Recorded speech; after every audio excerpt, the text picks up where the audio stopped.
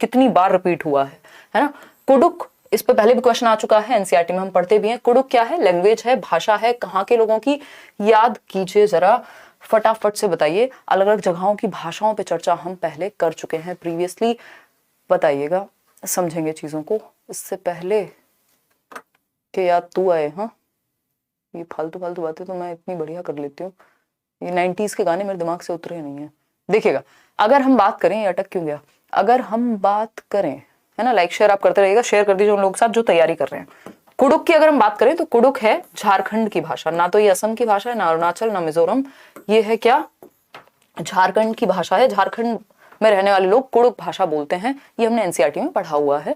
Important question है, भाषा पे एक ना एक क्वेश्चन आता ही है, कभी मिजोरम के डांस पे क्वेश्चन आ जाएगा, चिराओ जो डांस है वहां का, है ना, उस पर कई बार क्वेश्चन आ चुका है। अब क्वेश्चन नंबर 2 आपके सामने है, देखेंगे, your house is located at x, ये फेवरेट क्वेश्चन है, ये सीटेट का मन पसंद, वैसे तो ये रीजनिंग के क्वेश्चन होते हैं जब आप DT+2 वगैरह की तैयारी करते हैं, बट ये सीटेट का आजकल मनपसंद ईवीएस में क्वेश्चन बन गया है कि आपका घर है एक्स पर और आपको जाना है वाई, क्योंकि वाई तो दूर ही मिलेगा, ठीक, तो घर कहाँ है, एक्स, घर है एक्स पर स्थित, ठीक, और your house is located at x, तो पॉइंट एक्स है जहां पर आपका घर लोकेटेड है, निवास है आपका, ठीक, and your school is located, school कहाँ है सरकार, वाई लोकेशन पे, दोनों ऑपोजिट हैं, although your school is just opposite but you can not go straight, मतलब ऐसे हैं तो आप ऐसे नहीं जा सकते, आपको पूरी दुनिया घूम के जाना पड़ेगा, है ना, 7 समुंदर पार करके जाना पड़ेगा स्कूल। तो देखेंगे कैसे कैसे जाएंगे, क्योंकि उनको भेजना नहीं है ना, फिर आपकी रीजनिंग कैसे चेक करेंगे, अगर सीधा स्कूल भेज दिया तो मजा कहाँ आएगा, है ना। तो your school is just opposite but you can not go straight because of the busy highway, highway है बीच में, so you first go 100 meter due north, तो आप मान लीजिए खुद को यहाँ एक्स पे खड़े हुए हैं और आप अब क्या जाएंगे, अब ऑपोजिट तो जा नहीं सकते, ऑपोजिट इधर भी हो सकता है और इधर भी हो सकता है, तो आप जाएंगे नॉर्थ में, नॉर्थ हमें पता है ऊपर होता है, बेसिक दिशाओं का ज्ञान हमें है, ठीक, नॉर्थ ऊपर है, 100 मीटर चले गए दौड़ लगाते हुए, और फिर उसके बाद क्या हुआ, then cross a 75 meter long subway which is due west, तो वेस्ट में, पश्चिम में क्या है, पश्चिम में बोलते हैं ना वेस्ट को, पश्चिम में क्या है आपका 75 मीटर आप वॉक किए, तो इधर ईस्ट होगा, हम जाएंगे वेस्ट की तरफ, यहां से वेस्ट में गए कितना 75 मीटर, 75 मीटर वेस्ट में चले गए हम, ठीक, फिर अब क्या करें, finally reach your school at Y which is 100 meter due south, अब यहां से आप 100 मीटर गए साउथ में, साउथ मतलब नीचे ही जाएंगे, ठीक, तो आप पहुंच गए वाई पे 100 मीटर,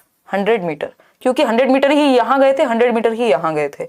अब ये कह रहे हैं कि with respect to your school Y, Y से आपका घर किधर है, इन्होंने अगर ये पूछा होता कि एक्स से किस साइड है तो आंसर चेंज हो जाता, इन्होंने पूछा वाई से एक्स कहां है, यानी आपके स्कूल से घर किधर है, तो भैया ये तो ईस्ट हो गया, इधर तो ईस्ट ही है ना डायरेक्शन, अगर हम ऐसे देखें तो ईस्ट है, कितने मीटर होगा, ये 75 मीटर का गैप है बीच में, तो 75 मीटर ड्यू ईस्ट, ठीक है ना, बिल्कुल क्लियर है, कोई दिक्कत, कोई परेशानी, कोई दर्द, कोई समस्या, कहीं कोई दर्द हो क्या, कोई कह रहा है आप मैथ्स और रीजनिंग में पढ़ाओ, जमाने हो गए यार मैथ्स मुझे पढ़े हुए, अब तो ऐसी बातें करो ही मत, ये थोड़ा बहुत काम चल जाता है, इतना आता है या चल जाता है, कुछ भी कह लो।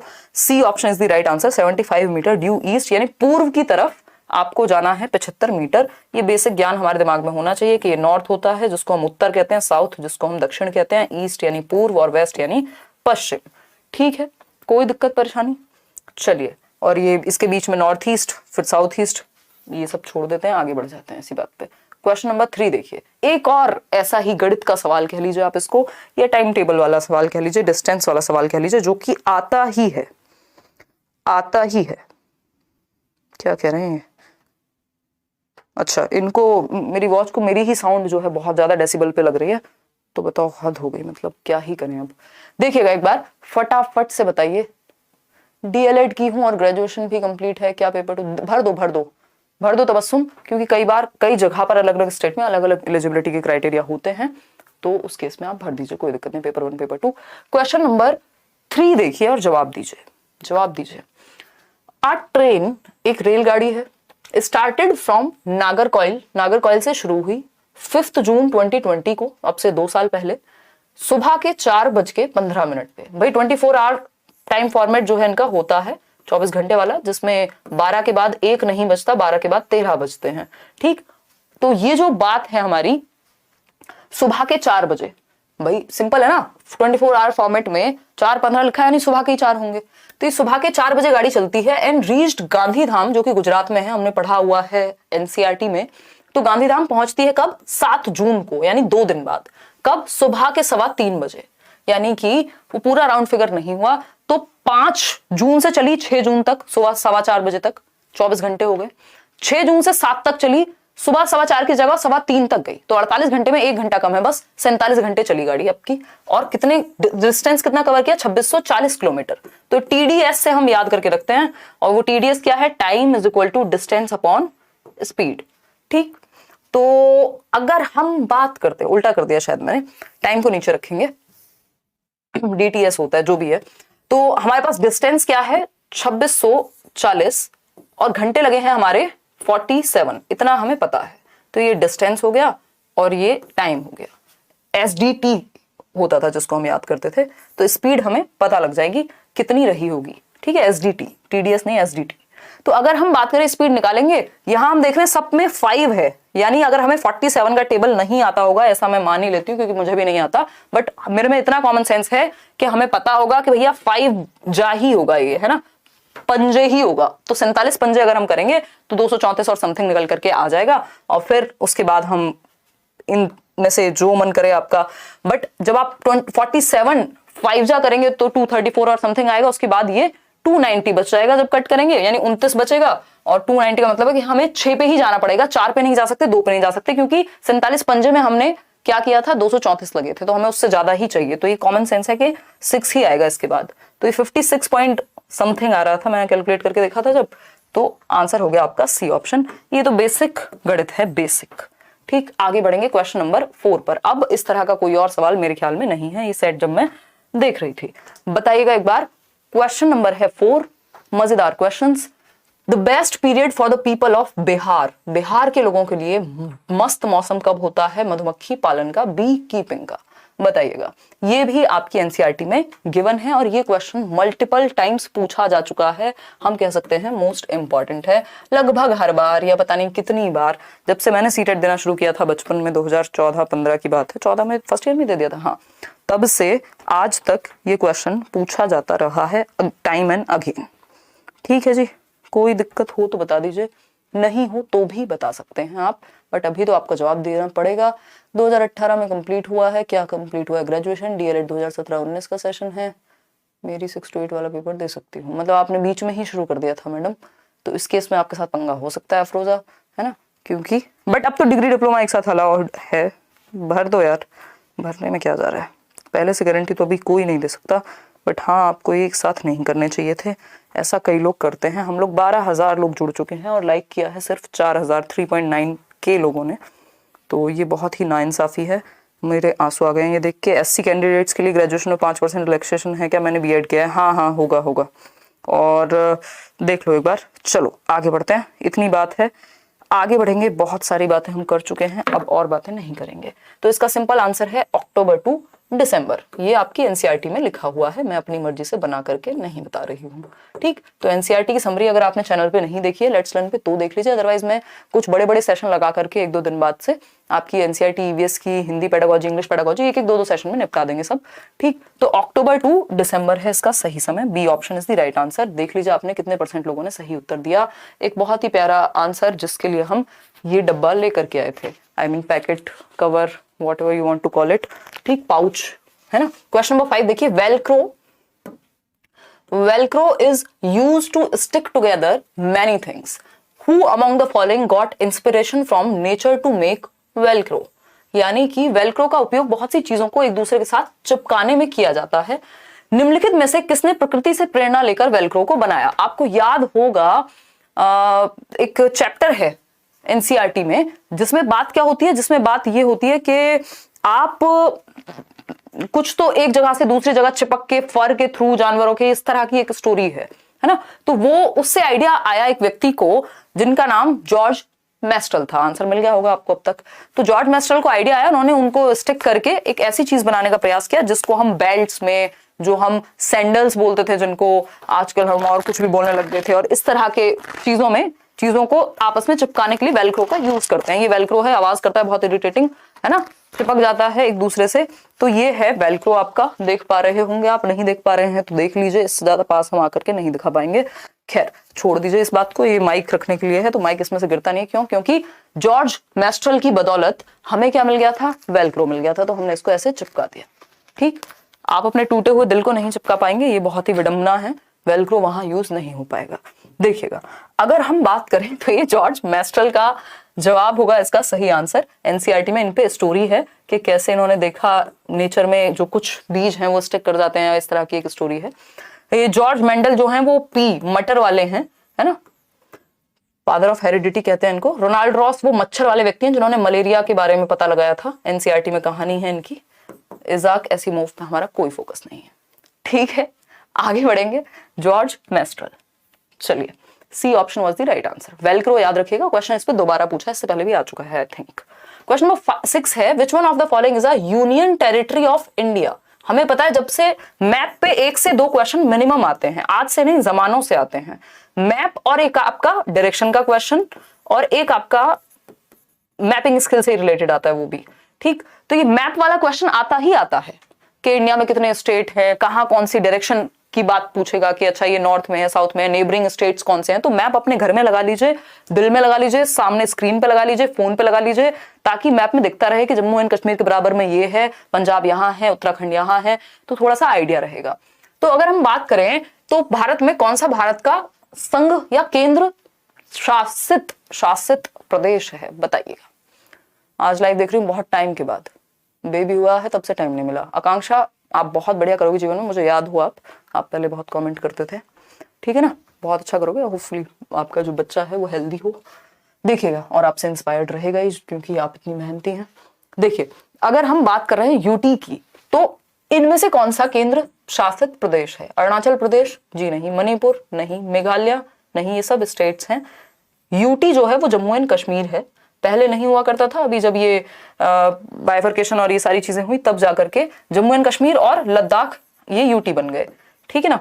तो उस केस में ये हमें याद रखना है कि भारत में 28 प्रदेश हैं, 28 स्टेट्स एंड 8 यूनियन टेरिटरीज, ठीक, जहां पे स्टेट और सेंट्रल गवर्नमेंट दोनों ही काम करती हैं।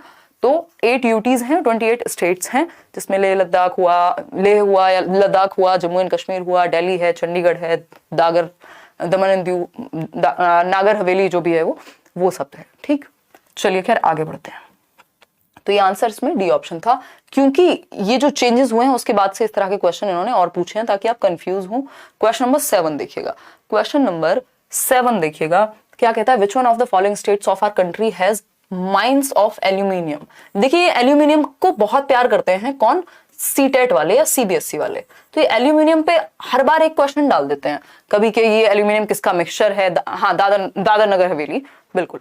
तो अगर हम बात करें कि ये किसका मिक्सचर है, कौन सा किस धातु से मिलकर बना है एल्यूमिनियम, कहाँ पाया जाता है, ये out of the box question होता है, एनसीईआरटी में आपको रेयर ही मिल पाएगा, ठीक। तो इस केस में ये आपको थोड़ा अक्कड़ बक्कड़ बम्बे वो या फिर एल्यूमिनियम के बारे में सब कुछ पढ़ लीजिए, क्योंकि कई बार क्वेश्चन पूछा है, ठीक। तो एल्यूमिनियम कहाँ मिलेगा, माइंस कहाँ पे मिलेंगी, असम, बिहार, वेस्ट बंगाल जी नहीं, ओडिशा। और ओडिशा में 51% यानी हाफ जितना टोटल कंट्री में मिलता है उसका आधा ओडिशा में मिल जाता है, बॉक्साइट बेसिकली। और बॉक्साइट से एल्यूमिनियम, बॉक्साइट की एक ओर होती है, तो ये बॉक्साइट से हम एल्यूमिनियम निकाल लेते हैं। तो ये बेसिकली उड़ीसा में मिलता है लगभग 50% से भी ज्यादा, ठीक है ना। तो ये बेसिक बात हो गई, आगे बढ़ेंगे। ये फैक्चुअल क्वेश्चन है, ये याद रखने वाली चीज है, इसमें हम समझने जैसा कुछ नहीं है। क्वेश्चन नंबर 8 देखिए, ये इनका फेवरेट क्वेश्चन है ना, most favourite question, most favourite question, MF लिख लीजिए, most favourite question of CTET. Braille से इतना प्यार है इनको, ये CDP से भी रिलेटेड है और यहां से भी। ब्रेल स्क्रिप्ट की बात कर रहे हैं। In Braille script rows of raised dots are made on a thick paper, this script is based on. यानी कि जब हम ब्रेल लिपि की बात कर रहे हैं तो ब्रेल लिपि में मोटे कागज पर उभरे हुए बिंदु बने होते हैं, ऐसे डॉट छेद कर करके इस तरह से बनाए जाते हैं, वो डॉटेड होते हैं, जिनको आप, वो बच्चा जो विजुअली इंपेयर्ड है या ब्लाइंड है, जिसको दिख नहीं सकता है, कम दिख पाता है, वो टच करके या फील करके पढ़ सके। तो ये कितने डॉट पे बेस्ड होती है, वो जो डॉट्स हैं जो उभार करके बनाए गए हैं वो कितने डॉट्स होते हैं, नंबर ऑफ डॉट्स, ये बहुत बार पूछा गया है, बहुत बार। तो ये जो रोज हैं उनमें dots are made on a thick paper, this script is based on, कितने डॉट्स पर बेस्ड है? तो कई लोग इसका आंसर 8 कर देते हैं, बट वो गलत हो जाएगा। 6 डॉट्स बेस्ड है, ऐसी कुछ ये दिखती है ना। और इन 6 डॉट्स का ही यूज करके लेटर्स फॉर्म किए जाएंगे। मान लीजिए ए बनाना है, जो भी उस भाषा में बनाना है। और इसका जो इजाद किया, ब्रेल लिपि को जो इन्वेंट किया, वो एक व्यक्ति थे, बेसिकली 15 साल के बच्चे थे, लुई ब्रेल। अपने फादर के इंस्ट्रूमेंट्स के साथ खेलते खेलते इनकी आंखों को नुकसान पहुंच गया था, तो ये ब्लाइंड हो गए थे। और ये फ्रांस से थे, पेरिस में। इन्होंने इसको इजाद किया 1824 में, जब ये 15 साल के थे। और बाद में इन्होंने एक बुक भी लिखी इस पे बेस्ड, 5 साल बाद 1829 में।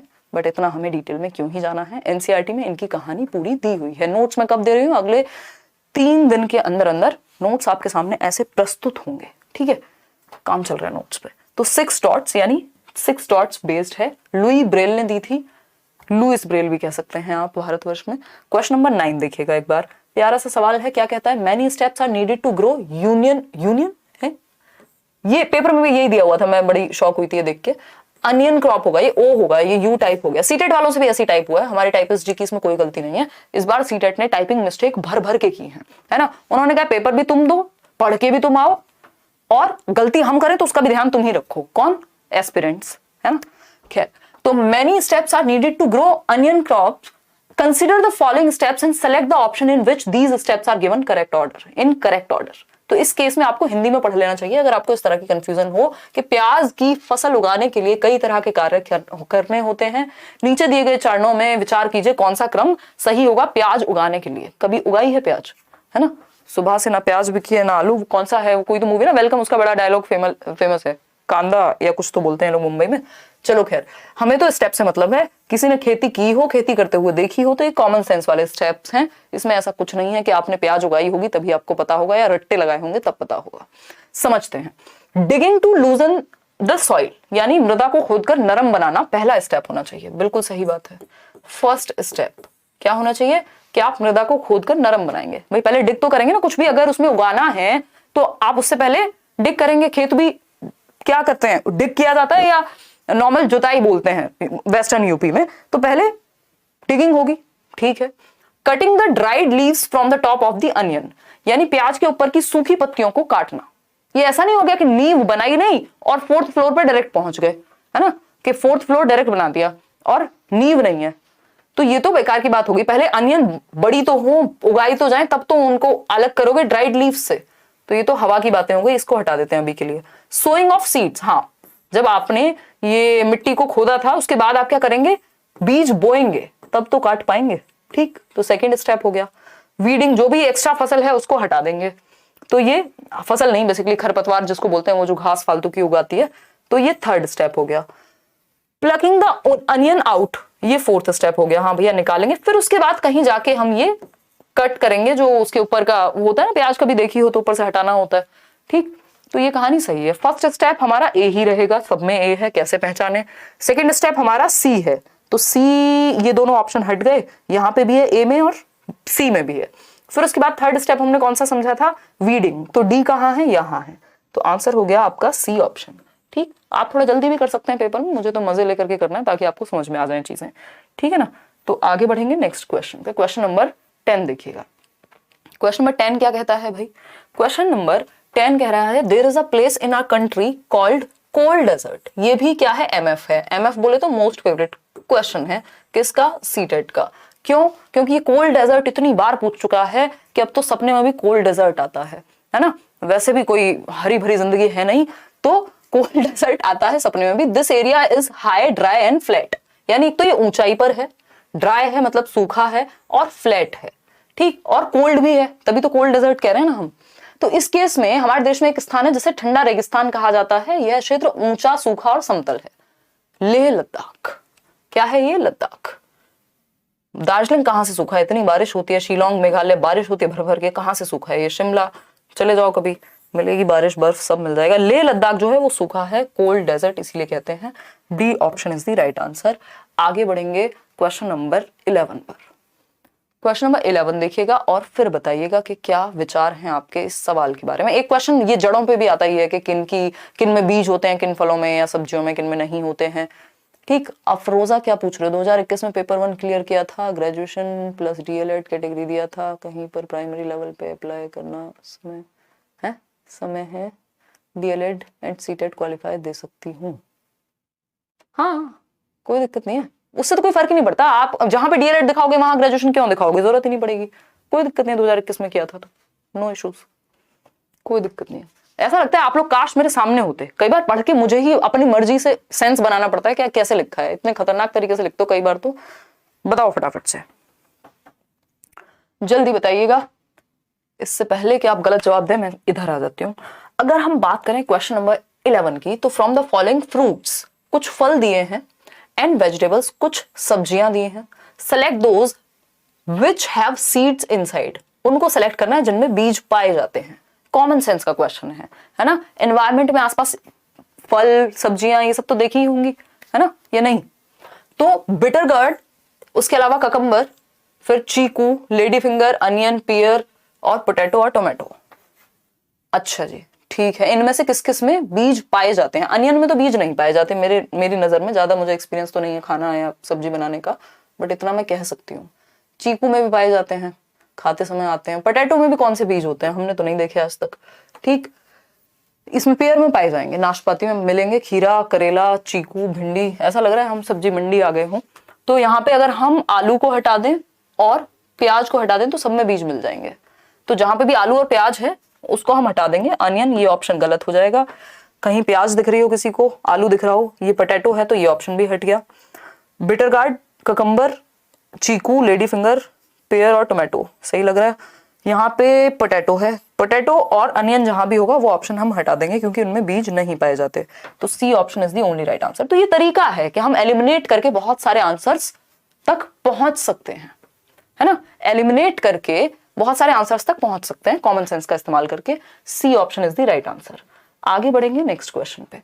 क्वेश्चन नंबर है हमारा 12। कोई कह रहा है 9 का ए होगा, हमने क्या बताया, हमने ई बताया, सही तो बताया, ए ही तो बताया था सरकार, या नहीं, स्टेप में गड़बड़ कर दी थी क्या। डिगिंग द, हाँ ठीक है, तो ए ही बताया था ना इसमें, ACDEB। हाँ, डिगिंग, सोइंग, प्लकिंग। अच्छा ओके ओके, प्लक करके उसके बाद ये करेंगे ना। ठीक है ठीक है, ए कर लेना यार इसको। ठीक है, इससे पहले कि आप लोग नाराज हो जाएं तो इसको आप ए कर लीजिएगा, है ना। चलें आगे बढ़े, या हो सकता है किसी ने गलत लिख दिया, वो अपनी मर्जी से कह रहा हो। क्वेश्चन नंबर 11 हो गया हमारा, 12 पे चलेंगे। देखिए प्यारा सा क्वेश्चन है, बहुत ही सुंदर, शानदार, जबरदस्त। इतने सुपर चैट करके क्वेश्चन पूछ रहे हो आप, मुझे लग रहा है पता नहीं कितनी समस्या में हो, है ना। मैं ये क्वेश्चन आंसर का ही सेशन रख दूंगी ईवीएस छोड़ के। अच्छा प्रीति ने कुछ पूछा ही नहीं है, ऐसे ही पैसे लुटा रही हैं। चलो कोई बात नहीं, धन्यवाद। बाय व्हाइट टाइगर टीम, कौन है इंसान, कहाँ से आते हैं ये लोग। चलिए आंसर कीजिए फटाफट से क्वेश्चन नंबर 12 का। Which one of the following animals look like a bear, यानी एक भालू की तरह नजर आता है बट भालू नहीं है, समझिएगा भालू नहीं है। ठीक है, गंगाधर शक्तिमान यहां नहीं है। This animal spend 17 hours a day, 17 घंटे सोते हैं भाई साहब 24 घंटे में से। देख रहे हो जिंदगी, मजे हैं। While hanging upside down on a tree branch and eats the leaves of the same tree.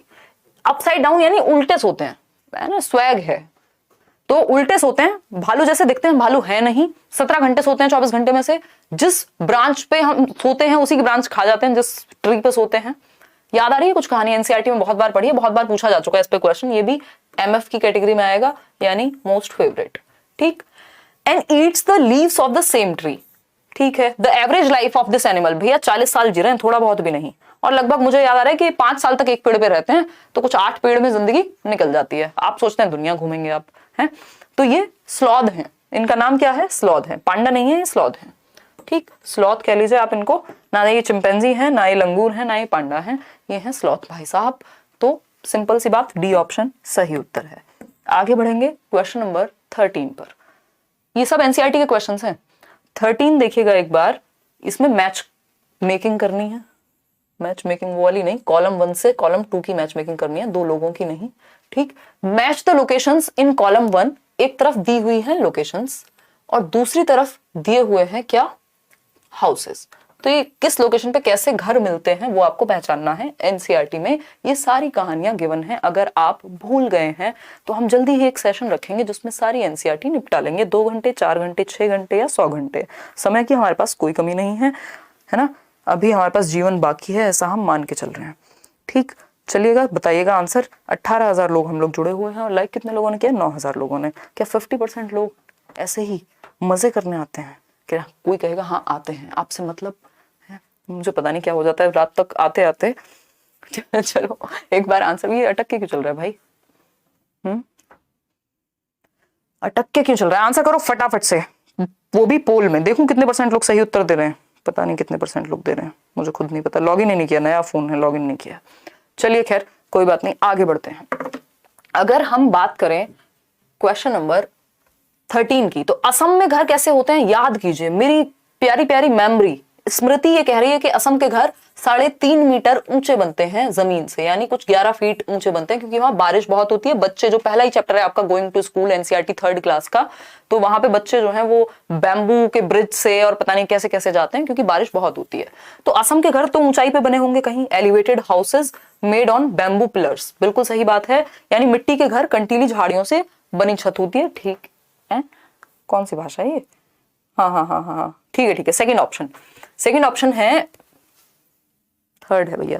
बांस के खंभों पर बने ऊंचे घर, ये बात सही है, जमीन से उठे हुए होते हैं, 3.5 मीटर की ऊंचाई होती है। ठीक है, ये भी बहुत फेवरेट है, इसको भी आप एमएफ की कैटेगरी में डाल सकते हैं। मोस्ट फेवरेट क्वेश्चन है सीटेट का, बहुत बार स्कूल से क्वेश्चन आता ही है, कैसे जाना है, कैसे पहुंचना है, और जगह से भी मतलब लोकेशन से भी, कि कहां पे कैसे घर पाए जाते हैं। और स्कूल तो क्योंकि असम वाला चैप्टर पढ़ा था तो हम समझ जाएंगे। लद्दाख में कैसे घर होंगे? लद्दाख में घर होंगे कैसे? स्लोपिंग नहीं, लद्दाख में कैसे घर होंगे? वो वाले बुशेस वाले and all, bushes proper bushes नहीं, वो राजस्थान में होंगे। देखो एक बार, house is made of stones and wooden floor, ये हमें याद है। और नीचे वाले फ्लोर पे लोग जानवर वगैरह रखते थे, ये भी हमें याद है। बी का 2 होगा। क्या होगा? बी का 2। तो बी का 2 तो भैया सिर्फ सी ऑप्शन नहीं है। अब आगे क्यों चेक करें, हमें तो मिल गया अपना आंसर, है ना। तो ये तरीका है, फंडा है, एलिमिनेट करके आप निकाल सकते हैं, क्योंकि बी का सेकंड कहीं नहीं है किसी ऑप्शन में, तो सी ऑप्शन में ही है। हालांकि फिर भी चेक कर लेंगे, मनाली में होते हैं स्लोपिंग रूफ्स, आप तो जाते ही रहते होंगे घूमने, है ना। तो ये जो है, जो घर है, ये कॉलम इधर उधर कहाँ गया हुआ है? पत्थर लकड़ी से बने ढालू छतों वाले घर, थोड़े स्लोप वाले घर होते हैं मनाली में, क्योंकि बारिश वगैरह भी है। ठीक, राजस्थान ऑफ कोर्स, यहाँ पे इग्लू तो नहीं पाए जाएंगे, बट मड हाउसेस पाए जाएंगे जिनकी छत पे थॉर्नी बुशेस होंगी, क्योंकि गर्मी भी है तो झाड़ियों की छत होती है कहाँ पे? राजस्थान में। तो उस हिसाब से हमारा आंसर जो है वो सी ऑप्शन सही है। आगे बढ़ेंगे नेक्स्ट क्वेश्चन पे। क्वेश्चन नंबर है 14, देखिएगा, समझेंगे। ये क्वेश्चन भी इनका काफी फेवरेट है, 2 से 3 बार पूछ चुके हैं। आर अर्थ, एक बार तो आंसर भी गलत दे दिया था, अलास्का बता दिया था इन्होंने। मर्जी है इनकी, कैसे भी करें, है ना, क्योंकि अलास्का भी, वो क्वेश्चन फिर इन्होंने घुमा के पूछा होगा, क्योंकि अलास्का भी क्या है? अपसाइड डाउन ही है हमारे इंडिया से अगर देखा जाए तो। बताइएगा, 9 बजे शुरू होती है जी क्लास, 9 बजे डेली आपको आना है, और हम मजे मस्ती में पढ़ेंगे। जैसे जैसे पेपर आएगा पास, हमें स्ट्रेस नहीं लेंगे। Our earth is round like a globe, यानी हमारी जो धरती है, पृथ्वी है, वो ग्लोब की भांति गोल है। There is actually no up और डाउन ऑन दी अर्थ, यानी कोई ऊपर या नीचे नहीं है। गोल बेशक है लेकिन ऊपर और नीचे नहीं है कोई भी जगह। यह सब सापेक्ष है, रिलेटिव है ना। हम रिलेटिव हैं एक दूसरे के, ऐसा नहीं हो सकता कि ये यहां है कंट्री तो ये नीचे हो गया। We the people of India, क्योंकि ये गोल है, क्या? Earth. We the people of India actually stand on the surface of earth upside down in relation to the people of, यानी हम भारत के लोग वास्तव में पृथ्वी के पृष्ठ पर नीचे दिए गए जिस देश के लोगों के सापेक्ष उल्टे हैं। देखो बहुत बड़ी हिंट दी है इन्होंने क्या दी है? हिंट दी है। क्या हिंट दी है? कि हम भारत के लोग, we the people of India actually stand on the surface of earth upside down in relation to the people of, यानी हम किसके नीचे की ओर, वास्तव में पृथ्वी के पृष्ठ पर नीचे दिए गए जिस देश के लोगों के सापेक्ष, यानी पृथ्वी के पृष्ठ पे नीचे खड़े हैं कौन से लोग? जिनके हम सापेक्ष हैं। तो कौन सा देश नीचे हुआ हमसे? मतलब जस्ट नीचे नहीं, अपसाइड डाउन। तो यहां है हमारा ये एशिया या कह लीजिए भारत, और यहां कहीं है आपका ये अर्जेंटीना। तो ये बिल्कुल ऑपोजिट पड़ जाते, मतलब अपसाइड डाउन पड़ जाएंगे। तो हम कहेंगे कि हम अर्जेंटीना के लोगों के क्या हैं? अपसाइड डाउन है, रिलेटिव पढ़ेंगे हम। तो B option is the right answer. ये जितने भी लोग कह रहे हैं कि आप फीस लेंगे, ये क्लासेस फ्री होंगी, जो हम 1-1, 2-2 क्लासेस जितने भी अलग अलग सब्जेक्ट की तैयारी करने वाले हैं सब फ्री होगा। पेड में मैं सिर्फ सीडीपी पढ़ाती हूँ, मेरी कोई जिम्मेदारी नहीं है ईवीएस पढ़ाने की, है ना, ये सिर्फ आप लोगों के लिए मेहनत की जाती है। क्वेश्चन नंबर 15 देखिएगा, क्वेश्चन नंबर 15 समझते हैं। अगर हम बात करें, in order to get more yield from his fields a farmer is growing paddy crops over and over again using excess of fertiliser and pesticides. एक फार्मर है जो ज्यादा फसल उग जाए या मिल जाए उनको, इसलिए वो क्या कर रहे हैं, पैडी क्रॉप यानी सेम फसल बार बार उगा रहे हैं। अब वो कोई भी क्रॉप हो, अगर सेम फसल बार बार उगाई जाए तो एनसीईआरटी में हमने पढ़ा है बंजर हो जाती है जमीन, मतलब बैरन लैंड हो जाएगी। और ऊपर से बहुत सारे फर्टिलाइजर का भी यूज कर रहे हैं, पेस्टिसाइड्स का भी यूज कर रहे हैं, तो इससे क्या होगा, सॉइल वो बंजर हो जाएगी। तो more useful for the paddy crops only, कुछ ऐसा मतलब नहीं है। फर्टाइल हो जाएगी, बिल्कुल भी नहीं। प्लफ और सो कर सकते हैं, बहुत अच्छा हो जाएगा, फिट हो जाएगी, नहीं। Ultimately unfit for growing any crop, भाई ज्यादा सेम क्रॉप उगाई अगर उन्होंने तो फिर कोई भी क्रॉप उगाने लायक वो जमीन बचेगी नहीं, ठीक है ना, बैरन लैंड हो जाएगी, बंजर हो जाएगी जमीन। ठीक है, कोई दिक्कत परेशानी, मजा आ रहा है ना, हाँ बस मजा आना चाहिए। D option is the right answer कि बंजर हो जाएगी।